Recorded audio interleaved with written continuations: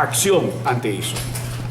Además de eso, y no por excusar la inacción, hay que tomar en cuenta que América Latina y todo el hemisferio tuvieron muchos problemas para enfrentar y para gestionar las situaciones críticas que se generaban en torno a Venezuela.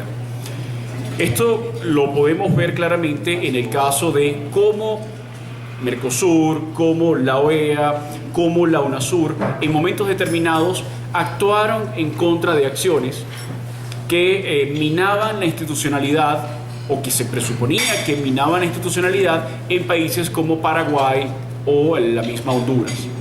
Pero en el caso venezolano ha sido un caso particularmente llamativo de fracaso del multilateralismo en las Américas. ¿A qué le podemos atribuir este fracaso? Yo se lo atribuyo a dos factores.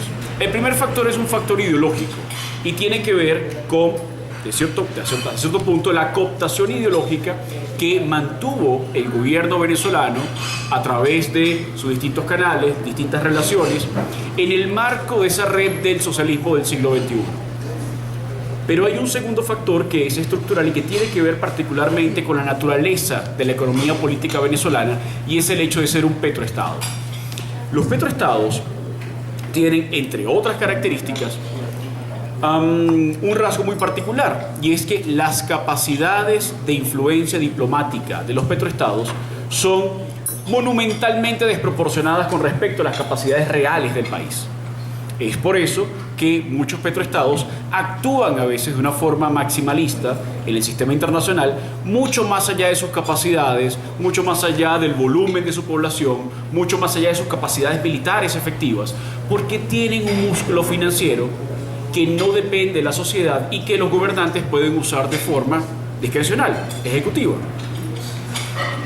Esta situación hace que yo particularmente no considere que esto sea una crisis y prefiero adoptar el término de Ricardo de llamarlo un éxodo, porque esto fue advertido.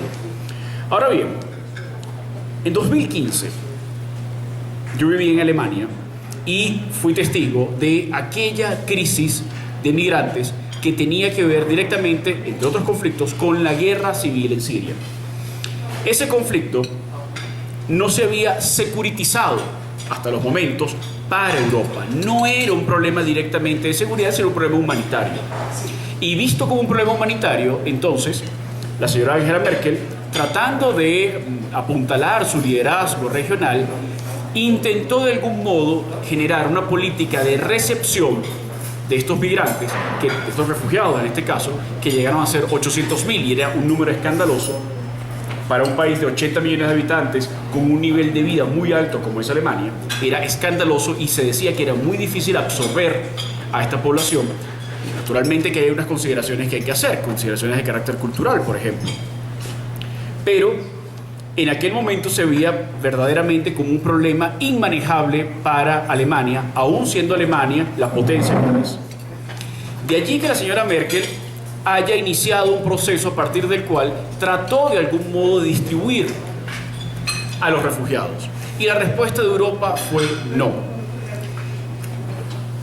Con algunas excepciones, como por ejemplo las de Suecia, tímidamente Dinamarca, pero la mayor parte de los países, incluso potencias como Francia, se negaron a esto. Entre otras cosas, por la manera en la cual el gobierno de Merkel manejó esta crisis. En aquel momento, insisto, no se veía como un problema de seguridad, no se veía como un problema de gobernabilidad. Hoy es un problema de seguridad, hoy es un problema de gobernabilidad. Se está viviendo hoy en día en Alemania una situación de incremento de la violencia, incremento de la xenofobia, recrudecimiento de grupos de extrema derecha, recrudecimiento, por lo tanto, de grupos de extrema izquierda que están llevando a Alemania hacia el maximalismo, hacia el extremismo político, cosa que se había tratado de mantener a raya durante todos estos años posteriores a la Segunda Guerra Mundial. ¿Por qué traigo a colación el ejemplo de Alemania? Que es un ejemplo que parece tan lejano a lo que estamos viviendo hoy en día en América Latina. Lo traigo a colación porque apenas ahora comienza a hablarse de este éxodo como un problema de seguridad. Y es un problema de seguridad, no en el sentido clásico de la seguridad, no en el sentido de un tema que pueda fácilmente militarizarse o resolverse a través de alguna vía de acción de fuerza, sino se ha convertido en un problema de seguridad humana para municipios fronterizos de Colombia, para las capacidades de países andinos, para las tensiones que comienza a generar en regiones muy pobres del Brasil, sobre todo el norte del Brasil, y además de eso, por la posibilidad real de que Venezuela comience, ya esté haciéndolo, el régimen venezolano está exportando inseguridad, está exportando problemas que van a comenzar a generar problemas de gobernabilidad para los países vecinos, los países de la región. Hoy en día no parece un problema de gobernabilidad, hoy en día no parece un problema que vaya a hacer tambalear gobiernos, pero tampoco parecía que se iba a tambalear el gobierno de la señora Merkel en el año 2015. Y luego vimos cómo efectivamente sus capacidades estuvieron muy mermadas en las elecciones de 2017. Yo quiero llamar la atención ante todo esto, no con ningún ánimo de ser ni exagerado ni original, porque esto ha sido ya bastante advertido y anunciado, porque está quedando en evidencia algo que quizás en América Latina no hemos querido ver completamente, y es la impotencia de la región. Y la impotencia en la región está coincidiendo en un momento de impotencia de los Estados Unidos. De allí que los esfuerzos del señor Almagro, desde la Secretaría General de Naciones Unidas de la OEA, parezcan hasta cierto punto quijotescos.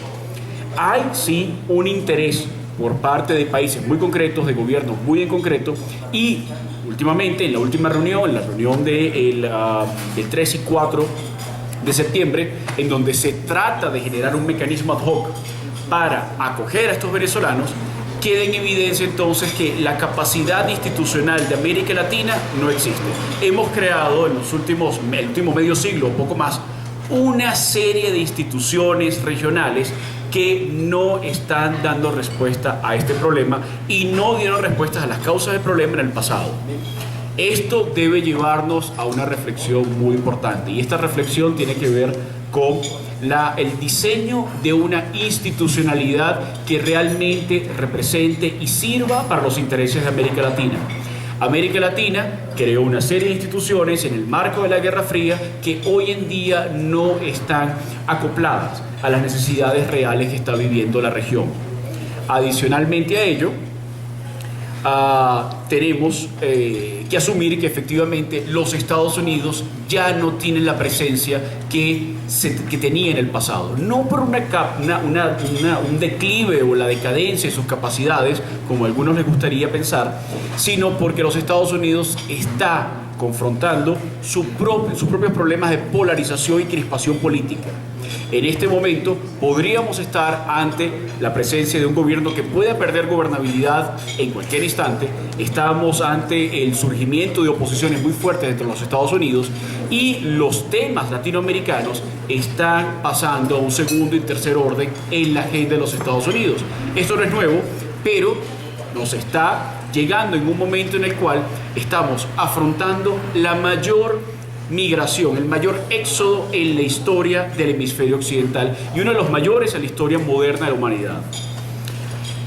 La situación entonces es, para que reflexionemos, la situación es verdaderamente alarmante, y debemos tomar en cuenta que, como dije anteriormente, esto nos puede generar un problema de gobernabilidad muy seria, particularmente un país como Colombia, que está recibiendo el mayor impacto de este éxodo, un país que además hace frontera, en la frontera más viva con el país problema, y estamos asumiendo una serie de medidas que son paliativos a la situación, son paliativos del éxodo, pero que no están atacando directamente las causas del éxodo.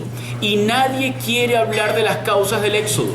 Parece incómodo, parece políticamente incorrecto decirlo, pero las causas del éxodo están muy claras y tienen que ver con haber dejado que se desarrollara un régimen que tenía toda la intención totalitaria, pero que no fue atajado a tiempo. Yo no quiero profundizar más en estas ideas, voy a dejar que tengan ustedes la opción de hacer preguntas, comentarios y cedo la palabra entonces al doctor Carmona Stangler. Muchas gracias.